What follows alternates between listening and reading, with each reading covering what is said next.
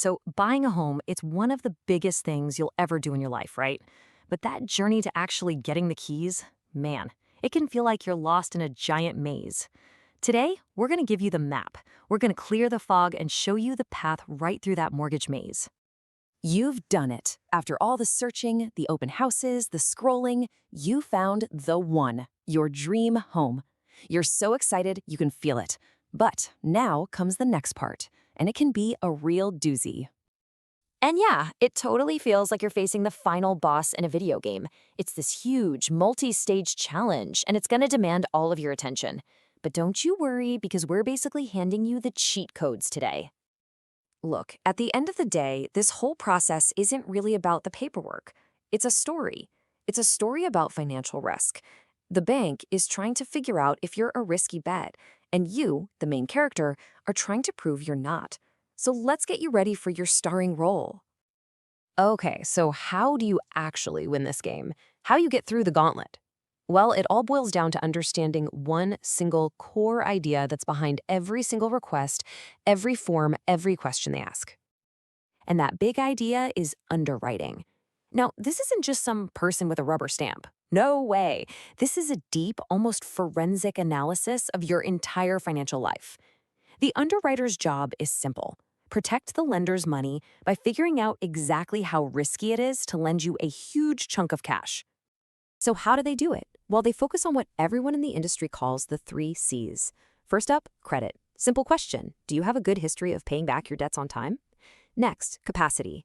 Do you actually make enough money to handle this new big mortgage payment plus all your other bills?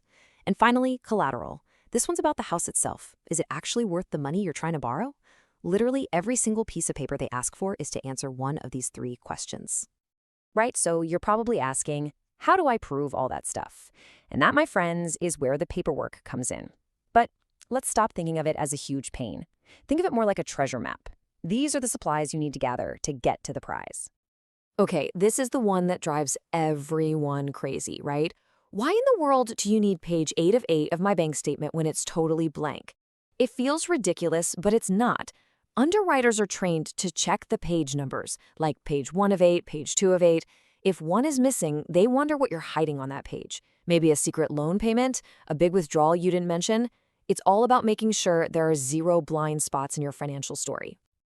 And this is where you can really see how the path changes depending on how you earn your money. If you're a W-2 employee with a steady salary, it's pretty straightforward. Pay stubs, W-2s, done. But if you're self-employed, whoa, it's a different beast. They need to see everything, your personal and business tax returns, all the schedules, a P&L. It's a much deeper dive. And this right here, this is what I call the entrepreneurial paradox. It's kind of wild. All those awesome, totally legitimate business deductions you took to save a ton of money on your taxes, well, when you're applying for a mortgage, they can actually bite you. The lender looks at your net income after deductions, which can make it look like you earn way less than you do. It's a tricky spot. And a little pro tip, talk to your accountant a year or 2 before you want to buy. It can make a huge difference. But here's the thing, you are not climbing this mountain alone. Nope. You've got a whole team of people whose job it is to help you get to the top. So let's meet the key players. Okay, let's break down your team. First, you've got your loan officer. Think of them as your guide or your travel agent. They help you pick the right loan and tell you what documents you'll need for the trip. Then there's the loan processor. They're like the master librarian, taking all your documents, organizing them perfectly, and making sure the file is complete.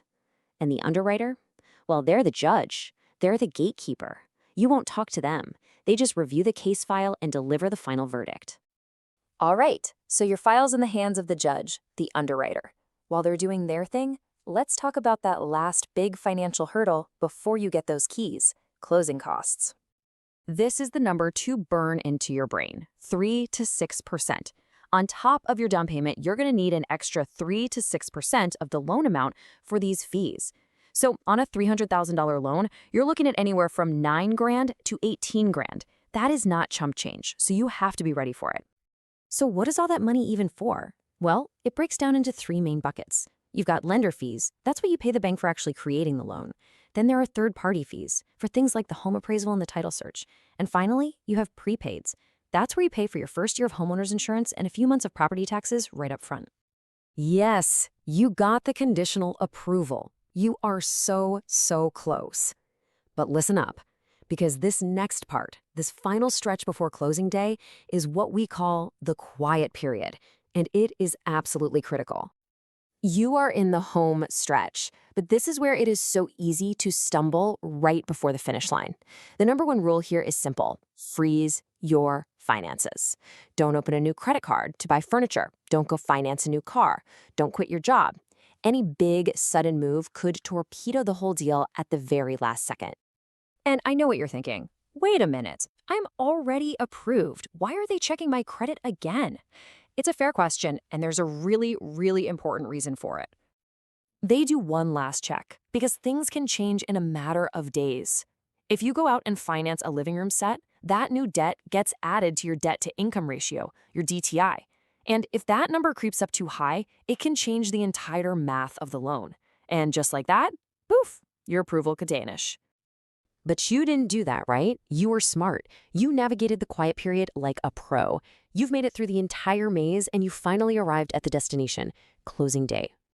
This is the big moment when it all becomes real. You're going to sign what feels like a literal mountain of paper. You'll hand over that big cashier's check for your down payment and all those closing costs. And then the lender releases the funds. And just like that, the home is officially yours. Getting the mortgage, that was the test. It was stressful, it was a ton of paperwork, but you passed. And your prize? The keys to your new home. But here's the thing. This isn't the end of the story. It's really just the beginning of a whole new one. So the real question is, are you ready for what comes next?